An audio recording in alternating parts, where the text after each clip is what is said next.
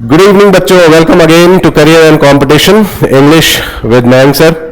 और आज जो हम लोग पढ़ने वाले हैं वो ऑब्वियसली पिछले टॉपिक से आगे बढ़ेंगे। हम लोग वर्ब्स हम लोग पढ़ रहे थे और वर्ब्स कितने तरह के होते हैं, क्या वो एक ही तरह से उतने टाइप्स में बांटे जाते हैं, वर्ब कितने टाइप्स के होते हैं ये पढ़ना है हमको। क्या वो एक ही तरह से उतने टाइप्स में बांटे जाते हैं या फिर और भी कोई तरीका है। उसके बाद वर्ब के फॉर्म क्या होते हैं, उन फॉर्म्स को हम देखेंगे। क्या वर्ब के 5 फॉर्म होते हैं या 3 होते हैं। अच्छा, इनमें से ये भी देखना है हमको कि बचपन से एक टॉपिक, बचपन से एक टर्म जो हम लोग सुनते आए हैं लेकिन कई बार टीचर्स हमको समझाए नहीं बचपन से, या हमने उसको समझा नहीं, जो भी रही बात, लेकिन आज के डेट में वो कंपटीशन के लिहाज से वो बहुत इंपॉर्टेंट हो गया है और वो टर्म है पार्टिसिपल, है ना।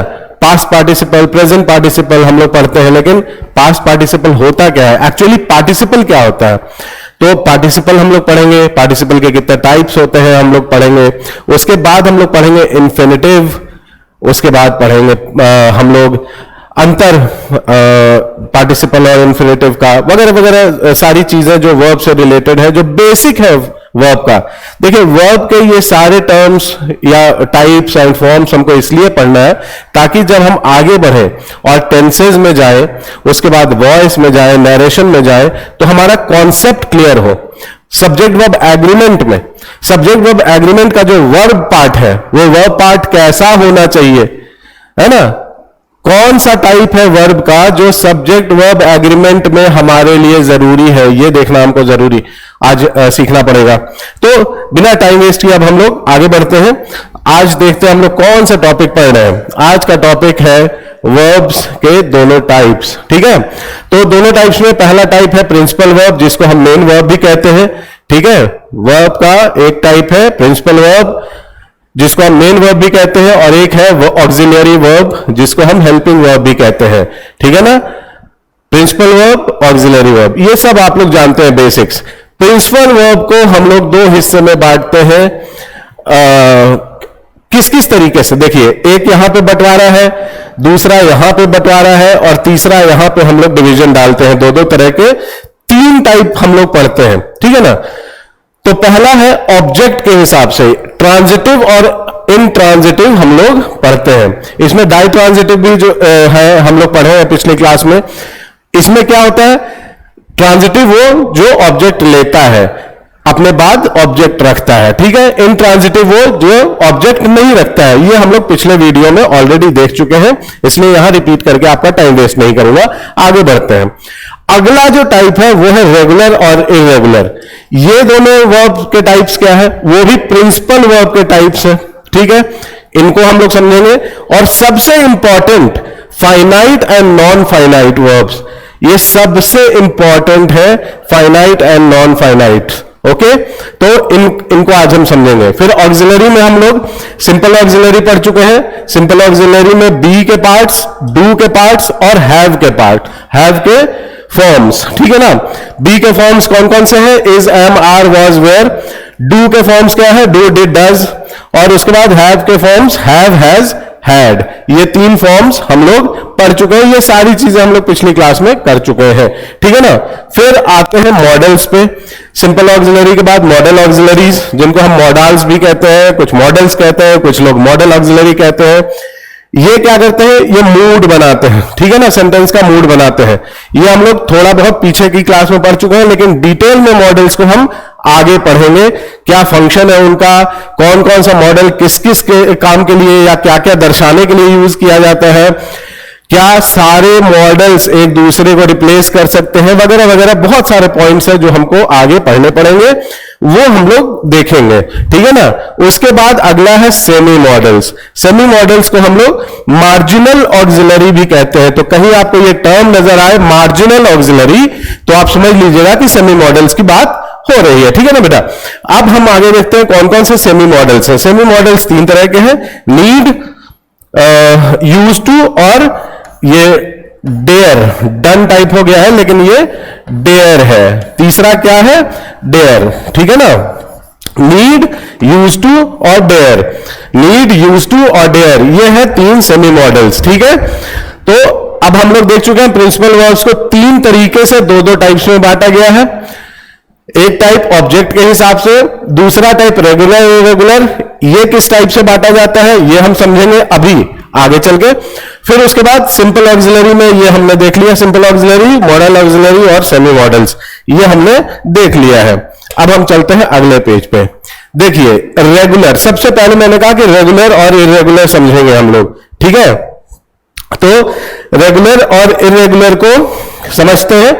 रेगुलर वर्ब्स वो होते हैं जिनके पास्ट टेंस को हम, पास्ट टेंस जब हम बनाते हैं, ठीक है, तो सिर्फ डी या ईडी लगाते हैं। डी या ईडी लगाने से उस वर्ब का पास्ट टेंस बन जाता है। ठीक है, ऐसे वर्ब्स को हम रेगुलर वर्ब्स कहते हैं। देखिए प्ले का हमको अगर पास्ट टेंस बनाना है तो हम क्या करते हैं, ईडी लगाते हैं। लव को अगर पास्ट टेंस बनाना है तो हम डी लगाते हैं। मैनेज में डी लगाते हैं। रिमेंबर में ईडी लगाते हैं। प्रूव में डी लगाते हैं। यूज में डी लगाते हैं। पार्क में ईडी लगाते हैं। फेल में ईडी लगाते हैं। डांस में डी लगाते हैं। उसी तरह से प्रेजेंट में ईडी लगाते हैं। उसी तरह रिप्रेजेंट में भी ईडी लगाते हैं। सेल में ईडी लगाते हैं। मेल में भी ईडी लगाते हैं। वेट में ईडी लगाते हैं। टॉक्ड में ईडी लगाते हैं। और लिसन में पहले से ईडी लगा दिया है, हमारे सपोर्ट वालों ने एकदम पढ़ना शुरू कर दिया खुद ही इंग्लिश, उनको भी आ गया धीरे धीरे। और लुक में भी ईडी लगाते हैं। तो जिस वर्ड में भी डी या ईडी लगाकर, डी या ईडी लगाकर हम पास्ट टेंस बनाते हैं, उनको हम रेगुलर वर्ब कहते हैं। ओके, अब हम चलते हैं अगले पेज पे। ठीक है, अगला पेज क्या कहता है, इर्रेगुलर वर्ब। इर्रेगुलर वर्ब क्या होता है, जैसे रेगुलर वर्ब को तो हम डी या ईडी लगा के हम पास्ट टेंस बना देते हैं। इर्रेगुलर वर्ब में ये पूरा वर्ड ही चेंज हो जाता है। पास्ट टेंस बनाने के लिए पूरा वर्ड, जो वर्ब है, वर्ब अपना फॉर्म ही चेंज कर देता है, उसमें डी ईडी नहीं लगता, पूरा वर्ड ही चेंज हो जाता है। जैसे देखते हैं एग्जांपल, फ्लाई का क्या बन गया, फ्लू, फ्लू फ्लू। ठीक, ड्रिंक का ड्रिंक ड्रैंक ड्रंक। गो का गो वेंट गॉन। उसी तरह से गिव का give gave given. Eat ate eaten. Sing sang sung. Arise arose arisen. Become became became. Begin began begun. Bring brought brought. See saw seen. Dig dug dug. Forget forgot forgotten. Write wrote written. और tell told told. Okay, तो आप देख रहे हैं पूरा word change हो जा रहा है, अपने ओरिजिनल फॉर्म से चेंज हो जाता है। तो मैं स्क्रीन से इसलिए हट गया था ताकि आप स्क्रीनशॉट ले सके, और स्क्रीनशॉट लेके इन वर्ड्स को, इन फॉर्म्स को आप याद कर सकते हैं। ठीक है, अब हम आगे चलते हैं। अब यहां पे हम वर्ब के फॉर्म्स देख रहे हैं। ठीक, वर्ब के 5 फॉर्म्स हैं, ये सब आप लोग जानते हैं, कई जगह पढ़े होंगे। लेकिन क्या एक्चुअली 5 फॉर्म्स होते हैं? एक्चुअली 5 फॉर्म्स होते हैं या 3 ही होते हैं? इसको हम लोग अभी समझने की कोशिश करेंगे। ठीक है, आइए बेटा देखते हैं। तो जो पहला फॉर्म है, ये देखिए, हम लोग सब जानते हैं V1, V2, V3, V4, जिसको हम VING भी कहते हैं, और V5। ये 5 फॉर्म्स हम लोग देखते हैं आमतौर पे। लेकिन ये 5 फॉर्म क्या है? पहला फॉर्म क्या है? प्रेजेंट फॉर्म या प्रेजेंट टेंस। प्रेजेंट फॉर्म या प्रेजेंट टेंस। ठीक है, प्रेजेंट टेंस में जो भी वर्ब का फॉर्म होगा वो प्लूरल फॉर्म होगा। प्लूरल वर्ब का प्लूरल फॉर्म, यानी कि प्लूरल नाउन के साथ प्लूरल वर्ब लगता है। हम लोग पढ़े हैं नॉर्मल सब्जेक्ट वर्ब एग्रीमेंट का पहला रूल क्या है कि सब्जेक्ट अगर सिंगुलर है तो वर्ब सिंगुलर लगेगा, और सब्जेक्ट अगर प्लूरल है तो वर्ब क्या लगेगा? प्लूरल लगेगा। तो जब आपका सब्जेक्ट प्लूरल हो तो आपका V1 लगता है, ओनली V1। ओके लेकिन अगर सब्जेक्ट सिंगुलर हो तो देखिए प्रेजेंट टेंस या प्रेजेंट फॉर्म सिंगुलर कौन सा है, V5 जो होता है इसी प्रेजेंट टेंस का सिंगुलर फॉर्म है, यानी कि दोनों के दोनों प्रेजेंट टेंस ही है, अलग नहीं है, इसलिए V1 और V5 दोनों सेम है, सेम टेंस में है, सेम फॉर्म में है, इसीलिए ये और ये एक ही फॉर्म माना जाता है और वो है प्रेजेंट फॉर्म, यानी कि प्रेजेंट टेंस। सिर्फ सिंगुलर और प्लूरल का अंतर है, V1 प्लूरल होता है और ये जो V5 सो कॉल्ड V5 है, V5 होता नहीं है कुछ, वो एक्चुअली सिंगुलर फॉर्म है। तो ये प्रेजेंट टेंस और ये प्रेजेंट टेंस दोनों के दोनों सेम हो गए, एक हो गए, ठीक है ना। तो आपका V5 तो हट गया, ठीक, ओके। अब हम आते हैं V2 पे। V2 क्या है, पास्ट फॉर्म। पास्ट फॉर्म मतलब पास्ट टेंस में यूज होने वाला, राइट। पास्ट टेंस में कौन कौन से वर्ड्स यूज होंगे वो हम यहां देखते हैं, ठीक। आप देखिए हम पांचों फॉर्म को एक बार देख लेते हैं, समझ लेते हैं कुछ एग्जांपल्स के साथ। Eat past tense ate, past participle eaten और प्रेजेंट पार्टिसिपल ईटिंग और फिर प्रेजेंट टेंस सिंगुलर इसी का ईट्स, ठीक है। आप लोग याद रखिएगा नाउन में जब एस या ईएस लगाते हो तो ये क्या बनता है, प्लूरल बन जाता है, प्लूरल नंबर, ये तो सब जानते हैं, ठीक। नाउन में आप एस या ईएस लगाइएगा तो प्लूरल फॉर्म में चेंज हो जाता है नाउन। लेकिन अगर आप वर्ब में एस या ईएस लगाएंगे तो ये बन जाता है सिंगुलर फॉर्म, सिंगुलर।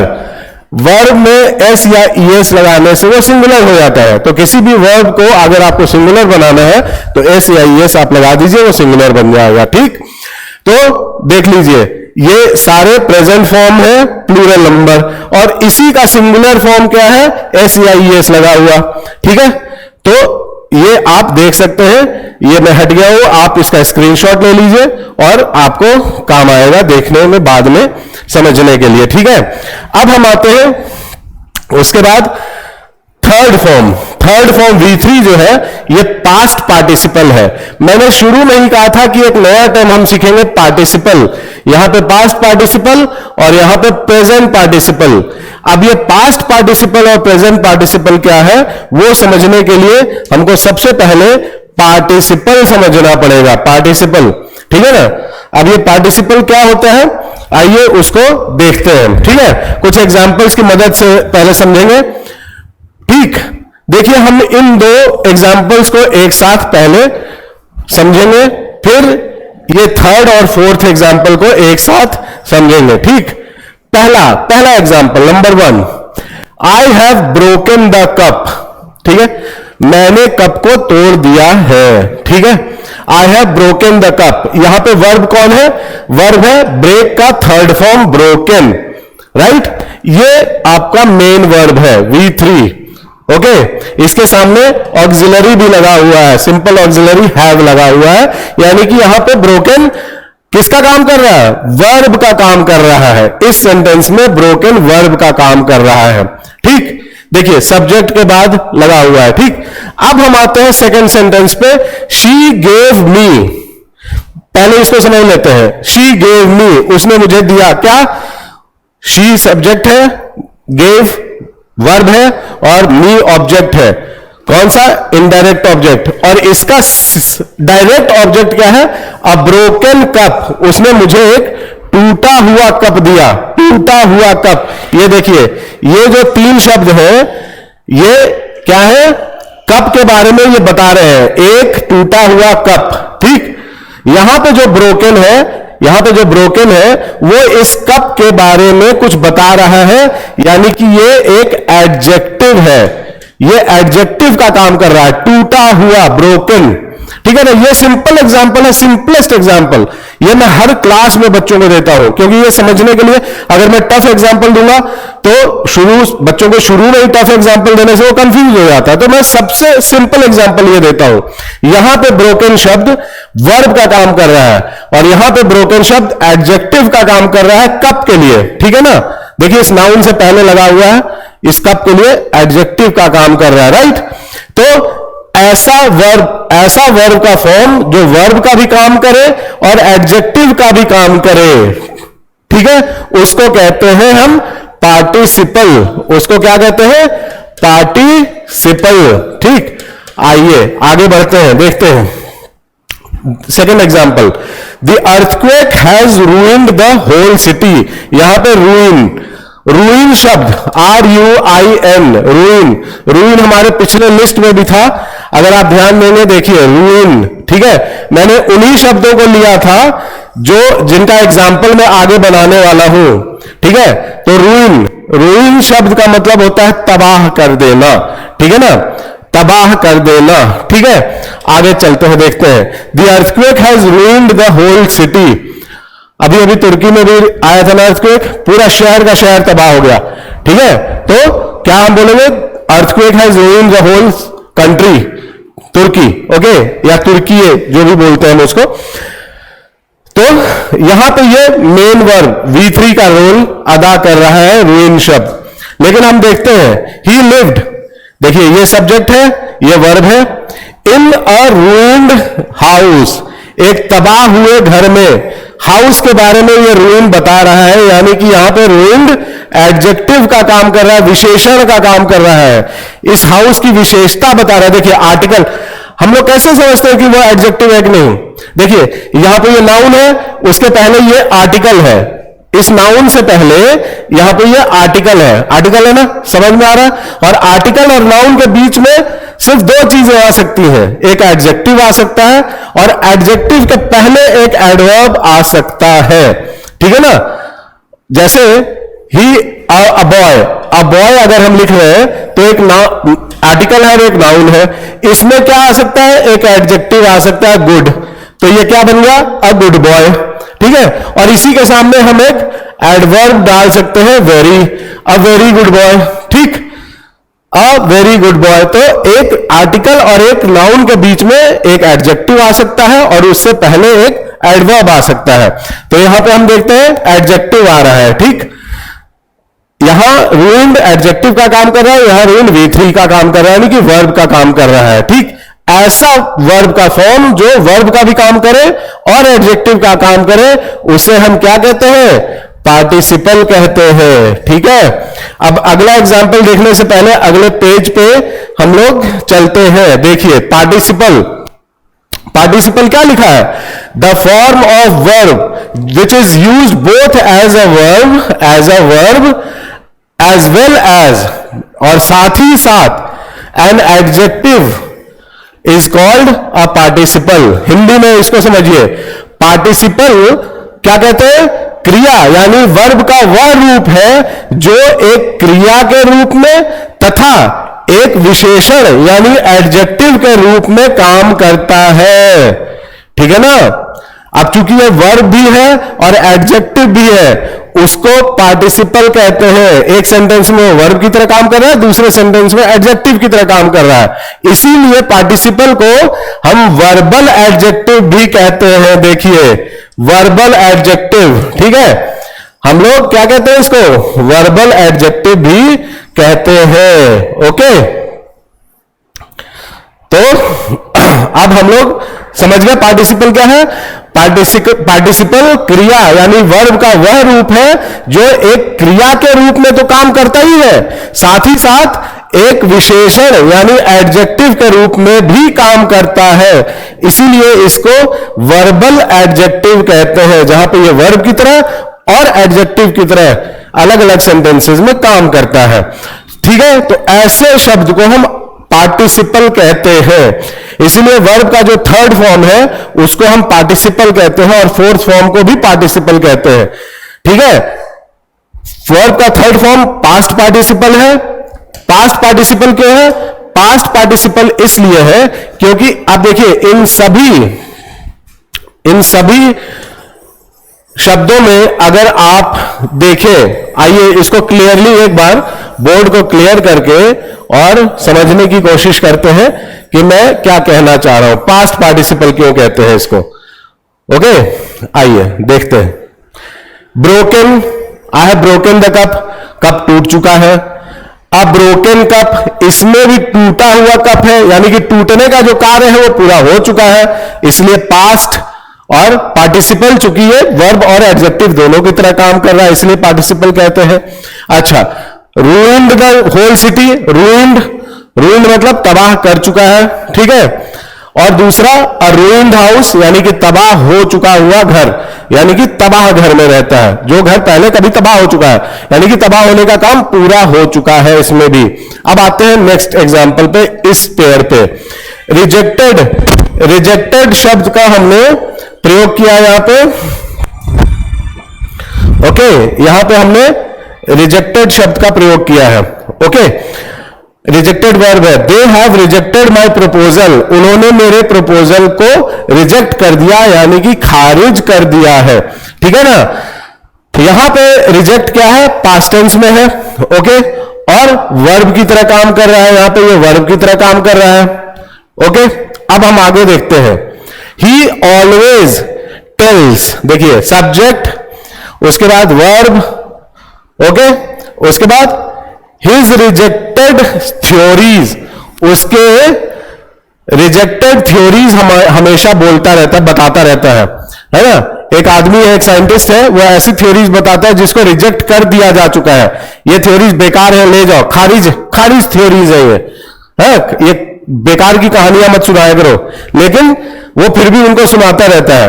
तो यहां पे देखिए हिज रिजेक्टेड थ्योरीज, यानी कि ऐसे थ्योरीज जिनको रिजेक्ट किया जा चुका है, ठीक है। तो यहां भी ये पास्ट में है, लेकिन ये चूंकि थ्योरीज यहां पे नाउन है, थ्योरीज क्या है, नाउन है, और इस नाउन की विशेषता बता रहा है क्या, रिजेक्टेड, ओके। तो रिजेक्टेड यहां पे एडजेक्टिव का काम कर रहा है। तो आप देखिए एक सेंटेंस में ये वर्ब की तरह, दूसरे सेंटेंस में एडजेक्टिव की तरह काम कर रहा है।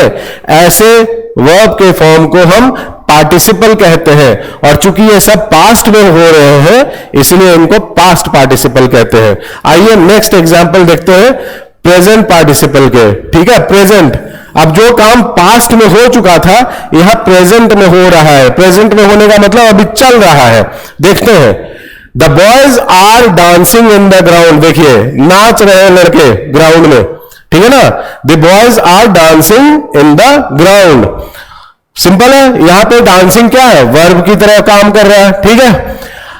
आई सॉ, मैंने देखा, देखिए सब्जेक्ट आई है, सॉ वर्ब है, और यहां पे सम डांसिंग बर्ड्स, कुछ नाचती हुई चिड़िया देखी, कुछ नाचती हुई चिड़िया, यहां पे सम क्या है, डिटरमाइनर है, डांसिंग एक और एडजेक्टिव है, और बर्ड्स यहां पे नाउन है।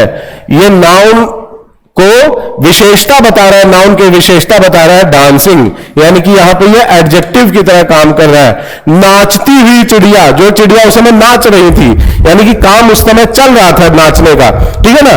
तो ऊपर वाले सेंटेंस में भी नाचने का काम प्रेजेंट में है, नीचे वाले भी सेंटेंस में काम, जो बर्ड्स की बात हो रही है, उनको जब देखा गया तो उस समय वो नाच रही थी, ठीक है ना। भले ये सेंटेंस पास्ट टेंस में है, लेकिन जो चिड़िया उस समय थी, उस समय वो नाच रही थी, यानी कि चिड़ियों का काम, नाचने का काम प्रेजेंट में चल रहा था उस वक्त, ठीक है। तो आप देखिए एक तरफ ये वर्ब की तरह, एक तरफ ये एडजेक्टिव की तरफ काम कर रहा है, और दोनों ही काम प्रेजेंट में हो रहे थे, इसलिए इनको प्रेजेंट पार्टिसिपल कहा जाता है, ठीक है। अब हम आगे देखते हैं, the picture was hanging on the ground, देखिए पास्ट टेंस का सेंटेंस है, लेकिन पास्ट कंटिन्यूअस का सेंटेंस है, यानी कि पास्ट टेंस में उस समय वो काम चल रहा था, उस समय वो काम प्रेजेंट में था, ठीक है ना। क्या था, वो पिक्चर दीवार पे टंगी हुई थी, ठीक है ना, यानी कि टंगने का काम प्रेजेंट का, उस समय का प्रेजेंट का था। जिस 10 साल पहले की बात हो रही है या 20 साल पहले की बात हो रही है, जबकि भी बात हो रही है, वो टंगने का काम प्रेजेंट में था उस समय, ठीक। अच्छा, यहां पे क्वेश्चन है, have you visited the hanging garden, have you visited the hanging gardens, ठीक है। देखिए विजिटेड यहां पे क्या है, विजिटेड क्या है, मेन वर्ब है, विजिटेड यहां पे मेन वर्ब है, ओके। यू यहां पे सब्जेक्ट है, ये सब्जेक्ट है, ये वर्ब है, ये ऑक्सिलरी यानी कि हेल्पिंग वर्ब है, और द हैंगिंग गार्डन्स ये आपका पूरा क्या है, ऑब्जेक्ट है ना, है? यानी कि ये नाउन है, गार्डन्स, गार्डन्स के सामने हैंगिंग शब्द लगा हुआ है, यानी कि ये इसकी एडजेक्टिव है, यानी कि ये इसकी विशेषता बता रहा है, इसका एडजेक्टिव है। तो जहां यहां पे ये वर्ब का काम कर रहा है हैंगिंग, उसी समय जहां ये वर्ब का काम कर रहा है हैंगिंग, उसी समय यहां पे ये वर्ब की तरह काम कर रहा है और यहां पे ये एडजेक्टिव की तरह काम कर रहा है। तो ये पार्टिसिपल है, एक ऐसा वर्ड जो वर्ब और एडजेक्टिव दोनों की तरह काम करे, उन्हें हम क्या कहते हैं, पार्टिसिपल कहते हैं। और दोनों में आप देखें कि प्रेजेंट फॉर्म है, इसलिए उसे प्रेजेंट पार्टिसिपल कहते हैं। ठीक है, अब हम इसको पढ़ चुके हैं।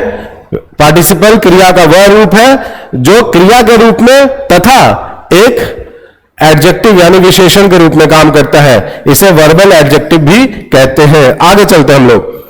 ठीक है, तो हम देखते हैं कि पार्टिसिपल 3 प्रकार के होते हैं। अभी तक हमने 2 देखे हैं, कौन कौन से, पास्ट पार्टिसिपल देख लिए, प्रेजेंट पार्टिसिपल देख लिए, बच गया एक परफेक्ट पार्टिसिपल। परफेक्ट पार्टिसिपल को मैं इस क्लास में नहीं डील कर रहा हूं, क्योंकि जब हम पार्टिसिपल को और डिटेल में पढ़ेंगे, कुछ एग्जांपल्स लेंगे, ठीक है, तो मैं परफेक्ट पार्टिसिपल को विद एग्जांपल्स आपको समझाऊंगा ताकि आपको कंफ्यूजन ना हो। ठीक है, बस इसमें इतना देखना है कि इसमें टू प्लस हैव और प्लस V3 लगता है, तो ये हैव आ जाने से ये परफेक्ट का फॉर्म ले लेता है। ठीक है ना, जैसे परफेक्ट टेंस हम लोग बनाते ना, present perfect tense, past perfect tense, future perfect tense, उसमें हैव लगता है और V3 लगता है, तो इसमें भी हैव और V3 लगता है। ठीक है, उसको पास्ट पार्टिसिपल को हम बाद में डील करेंगे। आइए हम कुछ एग्जाम्पल्स देखते हैं। ठीक है, आइए हम कुछ एग्जाम्पल्स देखते हैं। यहां पे मैं इन एग्जाम्पल से आपको कुछ समझाना चाहता हूं। आइए देखते हैं क्या समझते हैं हम लोग इन एग्जाम्पल से। ये है प्रेजेंट टेंस के सेंटेंसेस 3। ठीक, इन तीनों में और इस चौथे में, इन 4 सेंटेंसेस में आपको क्या चीजें दिख रही हैं, आप इनको समझिए और फिर मुझे बताइए। अगर आप कमेंट बॉक्स में लिखना चाहते हैं लिखिएगा कि मैंने ये समझा था। ठीक है ना, देखिए पहला सेंटेंस में आई ईट। ठीक, आई सब्जेक्ट है, सिंगुलर नंबर, आई क्या है, सिंगुलर नंबर है। ठीक है, उसके साथ ईट लगा हुआ है। सेकेंड सेंटेंस थर्ड, ये क्या है, थर्ड पर्सन सिंगुलर नंबर, लेकिन थर्ड पर्सन सिंगुलर नंबर के साथ आपका जो वर्ब है वो चेंज हो जा रहा है। हम लोग सिर्फ अभी एग्जांपल्स देख रहे हैं, मैं किस मुद्दे पे आऊंगा वो अभी आगे समझेंगे। अभी हम सिर्फ एग्जांपल देखते हैं। ये फर्स्ट पर्सन सिंगुलर नंबर, इसके साथ लगा ईट। ये थर्ड पर्सन सिंगुलर नंबर, इसके साथ लगा ईट्स, वर्ब का फॉर्म चेंज हो गया। ठीक, थर्ड पर्सन प्लूरल नंबर दे, उसके साथ फिर से फॉर्म इसका चेंज हो गया, ईट से फिर ईट हो गया। अच्छा, आई, अब इसी सेंटेंस को हम लोग पास्ट टेंस में बना रहे हैं। ये सारे सेंटेंस प्रेजेंट टेंस में थे, सिर्फ हमने क्या किया, हमने सिर्फ सब्जेक्ट का नंबर चेंज किया है, पर्सन चेंज किया और नंबर चेंज किया है। Okay, first person, second person, third person, second person का भी सेंटेंस बना सकते थे, मैंने बनाया नहीं है, वो आप भी बना लेंगे आराम से, कोई दिक्कत नहीं है। उसके बाद उसी सेंटेंस का हमने पास्ट टेंस में बनाया, फिर हम देखते हैं यहां पे वर्ब चेंज हो गया। ओके, ये वर्ब हो जा रहा है चेंज। ओके, यहां पे ईट था, ईट्स हुआ, फिर ईट हो गया, फिर एट हो गया। जैसे जैसे हम पर्सन और नंबर और साथ ही साथ टेंस चेंज करते हैं, वर्ब का फॉर्म चेंज हो जाता है। ठीक है ना जी, यही हमने देखा इसमें, इस सेंटेंस में भी देखते हैं, इन सेंटेंसेस में, इनमें। ठीक, ओके, इन सेंटेंसेस में क्या देखते हैं, यहां पे प्रेजेंट परफेक्ट टेंस का सेंटेंस है, आई हैव ईटन। ठीक, फिर आई के बदले हमने ही कर दिया, फिर आया ही हैज ईटन। ठीक, फिर हमने प्रेजेंट परफेक्ट टेंस का थर्ड सेंटेंस लिया जिसमें हमने third person plural number use किया है, यहां पे आई हैव ईटन। फिर पास्ट टेंस कर दिया, हमने इसका पास्ट टेंस कर दिया, क्या आया, आई हैड ईटन। ठीक, आई हैड ईटन। ठीक, यहां पे फिर ईटन, क्या ईटन शब्द बदल रहा है क्या? ईटन शब्द वैसे का वैसा है, बदल क्या रहा है?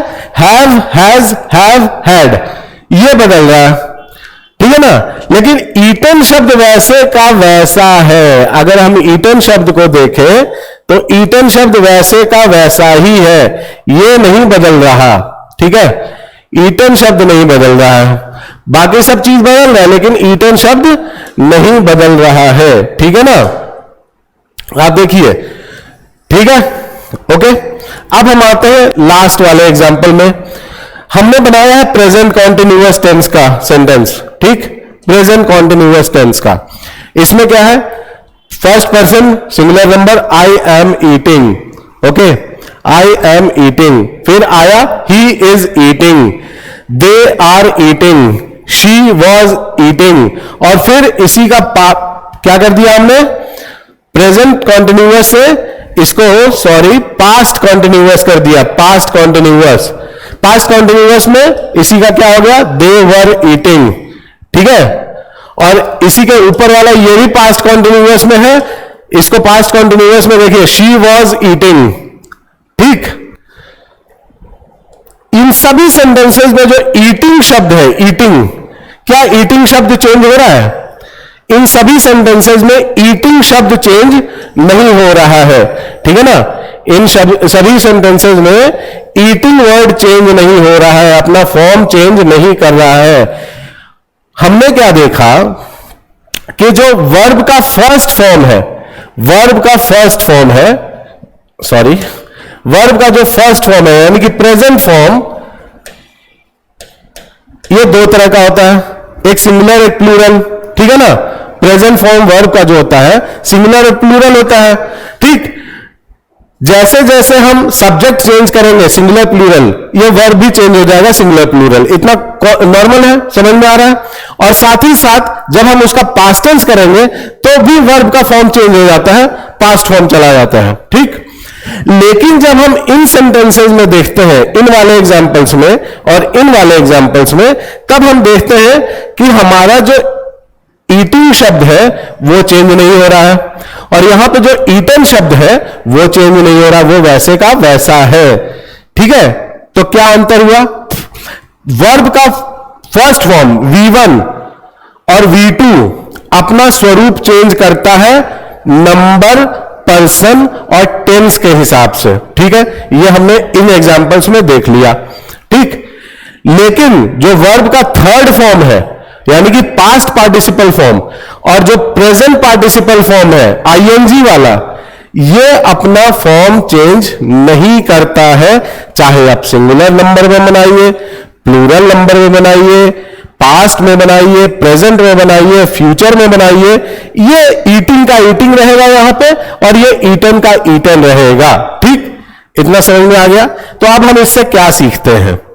हम इससे सीखते हैं कि present and past form of verbs change their tense, ठीक है ना।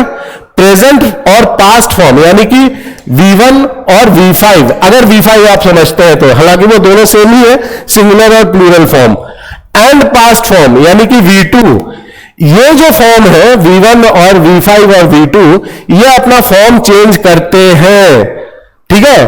किस किस के वजह से? तीन चीजों की वजह से। नंबर की वजह से, नंबर ऑफ सब्जेक्ट, अगर सब्जेक्ट का नंबर सिंगुलर प्लूरल कुछ भी हो जाए तो, ओके। पर्सन के हिसाब से, अकॉर्डिंग टू पर्सन, पर्सन के हिसाब से चेंज करते हैं। और थर्ड है टेंस के हिसाब से, अगर टेंस पास्ट से प्रेजेंट कर दिया तो, ठीक है ना जी, तो ये चेंज कर जाते हैं, ओके। ऐसे वर्ब के फॉर्म्स को जो चेंज कर जाए अकॉर्डिंग टू सिचुएशन, उनको हम फाइनाइट वर्ब्स कहते हैं। फाइनाइट वर्ब्स मतलब जो फाइनाइट हो, फाइनाइट मतलब जिसका यूज सीमित हो। भाई इसका सिंगुलर पर्सन, सिंगुलर सब्जेक्ट के साथ यूज होगा, इसका प्लूरल सब्जेक्ट के साथ यूज होगा, इसका प्रेजेंट में यूज होगा, इसका पास्ट में यूज, फाइनाइट है, इनफाइनाइट नहीं है, मतलब सीमित है। लेकिन बट पास्ट पार्टिसिपल और प्रेजेंट पार्टिसिपल ये चेंज नहीं करते, चाहे आप पास्ट में चले जाए, प्रेजेंट में चले जाए, ईटिंग का ईटिंग रहेगा, प्लेइंग का प्लेइंग रहेगा, पास्ट फॉर्म में जाइएगा तो ईटन का ईटन रहेगा, प्लेड का प्लेड रहेगा। ये अपने फॉर्म चेंज नहीं करते, अपना टेंस चेंज नहीं करते, इसीलिए इनको नॉन फाइनाइट वर्ब्स कहा जाता है। इनको क्या कहा जाता है? Non finite verbs. समझ में आ रही बात? जो वर्ब के फॉर्म चेंज कर जाए according to person, okay, number and tense, उनको हम फाइनाइट वर्ब कहते हैं। ये फाइनाइट वर्ब V1, V5 और V2 है। और V3 और V4 जो है वो अपना टेंस चेंज नहीं करता अकॉर्डिंग टू द नंबर और पर्सन ऑफ द सब्जेक्ट और the tense of the sentence. वो वैसे का वैसा रहता है जैसा हमने पिछले इन एग्जाम्पल्स में देखा है। ठीक है ना जी? तो इन एग्जाम्पल से हमने क्या सीखा कि वर्ब का जो फर्स्ट फॉर्म है V1, V2 और V5, ये चेंज करते हैं according to the subject and tense of the sentence. लेकिन V3 और V4 ये कभी चेंज नहीं करते, इसीलिए V3 और V4 को हम लोग नॉन फाइनाइट कहते हैं और इन तीनों को हम फाइनाइट वर्ब्स कहते हैं। समझ में आ गई बात? आइए फाइनाइट वर्ब को अब छोटे से डेफिनेशन के साथ पढ़ते हैं। प्रेजेंट टेंस ऑफ वर्ब, यानी कि प्लूरल में, प्रेजेंट टेंस हमने V1 कहा था ना, V1 प्लूरल होता है, वर्ब का प्लूरल फॉर्म होता है, ठीक है। And singular V5 singular form होता है वर्ब का, ठीक है, ये हमने शुरू में ही समझ लिया। And the past form of verb that is V2 are finite verbs, ठीक है। एग्जाम्पल्स आप चाहें तो मैं दे सकता हूं, जैसे मैंने अभी दिया था कि अगर गो है, गो, तो गो किसके साथ यूज होगा? चूंकि ये प्लूरल है तो इस सब्जेक्ट प्लूरल अगर होगा तो गो यूज होगा, ठीक है। अगर हम इसी को सिंगुलर करना चाहे, सब्जेक्ट हमारा सिंगुलर हो जाए, तो सब्जेक्ट अगर सिंगुलर होगा तो गो का क्या बन जाएगा? गोज बन जाएगा, ठीक है। और उसी तरह से अगर ये पास्ट फॉर्म में चला जाए तो इस गो और गोज का क्या बन जाएगा? वेंट बन जाएगा। समझ में आ रही बात? वेंट बन जाएगा। देखिए फॉर्म ही चेंज कर देते हैं लोग, यानी कि V1, V5 और V2 ये तीनों अपना फॉर्म चेंज कर लेते हैं, इसीलिए इनको हम क्या कहते हैं? फाइनाइट वर्ब कहते हैं, ठीक है। अब हम आगे चलते हैं। Non finite verb, past participle यानी कि V3 and present participle V4 are non finite verbs, ठीक है। अब इसमें भी एग्जांपल देख लेते हैं। अगर कहीं पे गोइंग लगा हुआ है तो आप सिंगुलर के लिए बना लीजिए, प्लूरल के लिए बना लीजिए, पास्ट के लिए बना लीजिए, फ्यूचर के बना लीजिए, किसी के लिए भी बना लीजिए, ये गोइंग हमेशा गोइंग ही रहेगा। इसके पहले का ऑक्सिलरी चेंज कर जाएगा, लेकिन ये गोइंग हमेशा गोइंग ही रहेगा, ये चेंज नहीं करेगा, ठीक है ना। अगर V4, ये V4 हो गया। अगर V3 यानी कि गॉन, गो एंड गॉन है ना, V3 गॉन होता है गो का, तो अब आप पास्ट में बना लीजिए, प्रेजेंट में बना लीजिए, सिंगुलर प्लूरल किसी के लिए बना लीजिए, ये गॉन हमेशा गॉन ही रहेगा। भले इसके पहले वाला हैव जो है हैज में चेंज हो जाए या हैड में चेंज हो जाए, इससे मतलब नहीं है, लेकिन ये फॉर्म हमेशा ऐसा ही रहेगा। यानी कि गो का V3 और V4 form non finite form हो जाएगा, ठीक है ना जी। तो आपको बहुत अच्छे से क्लियर ये समझा दिया, अभी एक बार रिवाइज कर लीजिएगा, और कोई दिक्कत हो तो कमेंट में डालिएगा, ठीक, मैं आपको समझा दूंगा। तो अभी कुछ बच्चे पूछ सकते हैं कि सर ये तो ठीक है, ईटन फॉर्म जो है, ईटन जो फॉर्म है वो नॉन फाइनाइट हो गया, ईटिंग भी जो है वो नॉन फाइनाइट हो गया, इसके पहले वाला ये जो हैव, हैज, हैव, हैड है, ये फाइनाइट है कि नॉन फाइनाइट? तो हम देख लेते हैं ये क्या फॉर्म है। अगर हैव अगर V1 है तो इसका V2 क्या होगा? हैड हो जाएगा। V3 क्या हो जाएगा? हैड हो जाएगा। V4 क्या हो जाएगा? हैविंग हो जाएगा। और V5 क्या हो जाएगा? हैज हो जाएगा, ठीक है ना। ये देखिए, अब इसमें से ये तीन, ये दोनों और ये एक, ये तीनों नॉन फाइनाइट है, सॉरी ये तीनों फाइनाइट है और ये जो थर्ड फॉर्म और फोर्थ फॉर्म है ये नॉन फाइनाइट है, ठीक है। यानी कि ये सारे फाइनाइट हो जाएंगे, ये सारे फाइनाइट हो जाएंगे, am, is, are, was, were, ये फाइनाइट हो जाएंगे, लेकिन ये हमेशा नॉन फाइनाइट ही रहेगा, ये आपको ध्यान में रखना है, ठीक है। अब हम आते हैं लास्ट पे कि हमने फाइनाइट और नॉन फाइनाइट समझा, तो एक क्रक्स लास्ट में दे देता हूं। फाइनाइट का तो हम लोग समझ गए कि हाँ जी सर, V1, V2 और V5 एस लगा हुआ, V1 में एस लगा देंगे या ES लगा देंगे तो V5 बन जाएगा, वो सारे फाइनाइट हो गए। तो नॉन फाइनाइट क्या सिर्फ वर्ब के फॉर्म्स होते हैं, पार्टिसिपल ही फॉर्म होते हैं, या और भी कुछ नॉन फाइनाइट होता है? तो हम लोग देखते हैं नॉन फाइनाइट के टोटल कितने टाइप्स है। इसको आज मैं सिर्फ टाइप्स बता के छोड़ूंगा। नॉन फाइनाइट को पूरा डिटेल में मैं अगली क्लास में पूरा डिटेल में पढ़ाऊंगा अगले वीडियो में, ठीक है ना। तो हम लोग नॉन फाइनाइट को देखते हैं कौन कौन से नॉन फाइनाइट है। पहला पार्टिसिपल हमने पढ़ लिया, पास्ट पार्टिसिपल, प्रेजेंट पार्टिसिपल, ये दोनों हमने पढ़ लिया है, ठीक है। परफेक्ट पार्टिसिपल हम लोग पढ़ने वाले हैं, हैविंग प्लस V3 या टू हैव प्लस V3, ये हम लोग आगे पढ़ेंगे। Having plus V3 perfect participle क्या बनता है, कैसे बनते हैं सेंटेंसेस, ये बहुत इंपॉर्टेंट है क्योंकि इस पे एग्जाम पे बहुत क्वेश्चंस आते हैं परफेक्ट पार्टिसिपल पे। परफेक्ट पार्टिसिपल को बहुत कम लोग समझाते हैं, हम लोग इसको समझेंगे अगले क्लास में with many not many examples, okay, many examples we will understand the perfect participle को हम लोग समझने की कोशिश करेंगे, ठीक। ओके, जैसे मैं एक एग्जांपल बता देता हूं, एक एग्जांपल मैं बता देता हूं।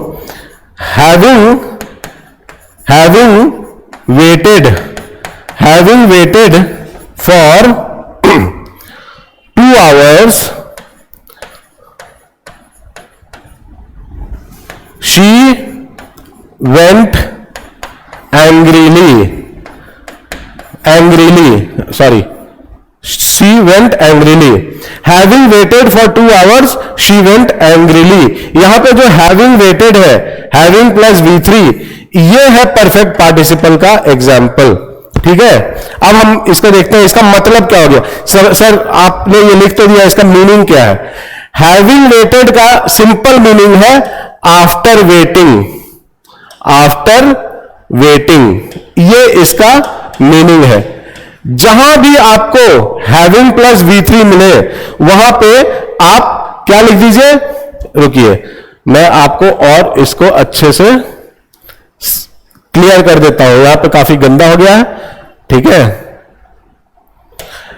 अगर हैविंग प्लस V3 मिले तो इसको आप आफ्टर प्लस V4 कर लीजिए, वही उसका मीनिंग हो जाएगा। सिंपल, एक लाइन में बता दिया। जहां पे हैविंग प्लस V3 मिले वहां पे आफ्टर प्लस V4 कर दीजिए, आपका सेंटेंस इजी हो जाएगा और आपको मीनिंग समझ में आ जाएगा, ठीक। ओके, देखिए having waited for 2 hours, she went angrily. Okay, 2 घंटा इंतजार करने के बाद वो गुस्से में चली गई। यहां पे क्या है, after waiting, after plus V4, after waiting for 2 hours, she went angrily, ठीक। सिंपल हो गया जी, बहुत आसान। इस एग्जाम्पल पे और इस एक फॉर्मूला पे आपका बहुत बड़ा प्रॉब्लम सॉल्व हो जाता है इस एक एग्जाम्पल से। इसको हम लोग और बाद में डिटेल में सॉल्व करेंगे। तो पहला टाइप हो गया पार्टिसिपल्स का, नॉन फाइनाइट। दूसरा इंफिनिटिव्स, दूसरा एग्जाम्पल है इंफिनिटिव्स का, ठीक है। इंफिनिटिव 2 तरह के होते हैं, प्रेजेंट इंफिनिटिव और परफेक्ट इंफिनिटिव, ठीक है।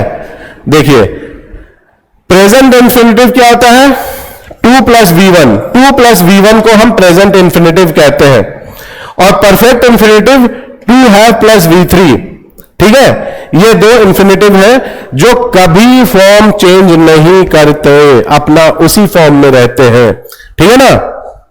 तो इनको भी हम डिटेल में करेंगे इंफिनिटिव्स को आगे चल के। जेरंड, जेरेंड क्या है? जेरेंड का V प्लस आईएनजी फॉर्म, जिसको हम प्रेजेंट पार्टिसिपल कहते हैं, वर्ब का I N G form, going, coming, running, hunting वगैरह वगैरह वगैरह वगैरह जो भी है ना, इनको, इन सभी को हम जेरेंड कहते हैं। कब कहते हैं? जब वो नाउन की तरह यूज होते हैं। Okay, it is used as noun. V का आईएनजी फॉर्म जब नाउन की तरह यूज होने लग जाए तो हम उसे जेरेंड कहते हैं, और जब वो नाउन की तरह यूज हो रहा है तो वो सब्जेक्ट की तरह यूज होगा, या ऑब्जेक्ट की तरह यूज होगा, या कॉम्प्लीमेंट, जो हमने पिछले क्लास में कॉम्प्लीमेंट पढ़ा था, आप पीछे हमारे वीडियो जाके देख सकते हैं, वो कॉम्प्लीमेंट की तरह भी यूज हो सकता है। ठीक है ना? It is also called verbal noun. Gerund को हम वर्बल नाउन भी कहते हैं। अभी कुछ देर पहले हमने वर्बल एडजेक्टिव इसी वीडियो में पढ़ा है। किसको कहते हैं वर्बल एडजेक्टिव? इसको कहते हैं वर्बल एडजेक्टिव, है ना, पार्टिसिपल्स को। और जेरेंड को हम क्या कहते हैं? वर्बल नाउन कहते हैं। देखिए कुछ एग्जांपल ही लिखा हुआ है। Running is a good exercise. ठीक है, running is a good exercise में रनिंग क्या है? सब्जेक्ट है ना, रनिंग सब्जेक्ट। जैसे अगर हम लिखते हैं Ram is a good boy, Ram is a good boy, है ना, तो इसी स्ट्रक्चर पे आप इसको बिठा के देख लीजिए। Ram is a good boy, क्या है ये? राम सब्जेक्ट है, तो यहां पे रनिंग सब्जेक्ट है। इज अ गुड गुड, और बॉय की जगह एक्सरसाइज, तो रनिंग और एक्सरसाइज दोनों नाउन है। तो रनिंग अगर नाउन की तरह यूज हो रहा है, इसका मतलब ये वर्ब की तरह यूज इस सेंटेंस में नहीं हो रहा। तो जहां वो नाउन की तरह यूज होगा उसे हम जेरेंड कहेंगे, यानी कि वर्बल नाउन कहेंगे, जिस वर्ब को नाउन की तरह यूज किया जाए। ठीक है, अब अगला एग्जांपल देख लीजिए। आई एम गोइंग हंटिंग, मैं जा रहा हूं। देखो आई एम गोइंग, इसको हटा दीजिए। अगर हम यहां पे लिखते I am going market, going to market, या I am going to Delhi, कुछ भी लिखते, या I am going to Dehradun, कहीं भी लिखते, तो क्या होता? आई एम गोइंग आपका मेन सेंटेंस है, subject plus auxiliary plus verb, और ये जो हंटिंग है ये किसकी तरह यूज हो रहा है? कॉम्प्लीमेंट की तरह यूज हो रहा है, सेंटेंस को कंप्लीट करने के लिए। जैसे इसके जगह पे टू दिल्ली या टू पटना या कुछ भी लगा देते तो वो टू दिल्ली या टू पटना कॉम्प्लीमेंट की तरह यूज होता। उसी तरह से आई एम गोइंग हंटिंग, यहां पे हंटिंग क्या है? सब। अच्छा मान लीजिए मैं एक सेंटेंस लिखता हूं, आई लव सिंगिंग। अब अगर मैं लिखता हूं आई लव, सिंगिंग की जगह छोड़ दीजिए, मैं लिख देता हूं आई लव चॉकलेट। ठीक, आई लव चॉकलेट, तो आई लव चॉकलेट में आई लव क्या है? सब्जेक्ट प्लस वर्ब, और यहां पे ये ऑब्जेक्ट, चॉकलेट क्या है? ऑब्जेक्ट है ना जी। अब हम चॉकलेट को यानी कि ऑब्जेक्ट को चेंज कर दे और यहां पे कर दे सिंगिंग, ठीक, या डांसिंग, तो ये सिंगिंग भी क्या हो गया? आई लव व्हाट, जैसे ही वर्ड का आंसर मिलेगा ऑब्जेक्ट मिल जाएगा। आई लव सिंगिंग, सिंगिंग क्या है? ऑब्जेक्ट की तरह यूज हो रहा है, लेकिन है तो ये वर्ब का फॉर्म ना। तो जब ये वर्ब का फॉर्म ऑब्जेक्ट की तरह यूज हो रहा है, इसका मतलब वो नाउन की तरह यूज हो रहा है, और जब वो नाउन की तरह यूज हो रहा है तो उसे क्या बोलेंगे? हम जेरेंड बोलेंगे, यानी कि वर्बल नाउन बोलेंगे। Thank you. ओके, समझ में आ गई बात? ओके, तो इनको आप समझ लीजिएगा। आज हमने बहुत सारी चीजें पढ़ी है एक साथ, इन सबको आप रिवाइज करिए, समझने की कोशिश करिए, और जो भी प्रॉब्लम हो आप कमेंट बॉक्स में लिखेंगे तो उस पर भी मैं वीडियो बनाऊंगा। ऐसे टॉपिक्स पे वीडियो बनाऊंगा जिस पे कोई छूने की कोशिश नहीं करता, छूने से बचता है, कतराता है। मैं उन सभी टर्म्स पे, उन सभी टॉपिक्स पे वीडियो बना के आपको दूंगा, और आपको ऐसी समस्याओं से निजात दिलाऊंगा जिससे आपको कोई निजात नहीं दिला सकता है। ओके, तो आप जुड़े रहिए करियर एंड कंपटीशन के साथ। और हमारा नया बैच शुरू हो गया है मंडे, यानी कि आज 15 तारीख है, तो 17 तारीख से 17 अप्रैल से आप सुबह 12:30 बजे दोपहर में, पीएम, है ना, 12:30 बजे 17 अप्रैल से आप क्लास ज्वाइन कर सकते हैं। जो भी नए बच्चे आना चाहते हैं डायरेक्ट हमारे क्लास में आइए। डेमो क्लासेस खत्म हो चुके हैं, बैच शुरू हो चुका है और फिर अगला डेमो क्लास फिर हम लोग शुरू करेंगे 25 अप्रैल से। 25 तारीख से 25 अप्रैल से नए डेमो क्लासेस फिर इंग्लिश के शुरू होंगे। आप लोग चाहे तो हमारे साथ जुड़ सकते हैं।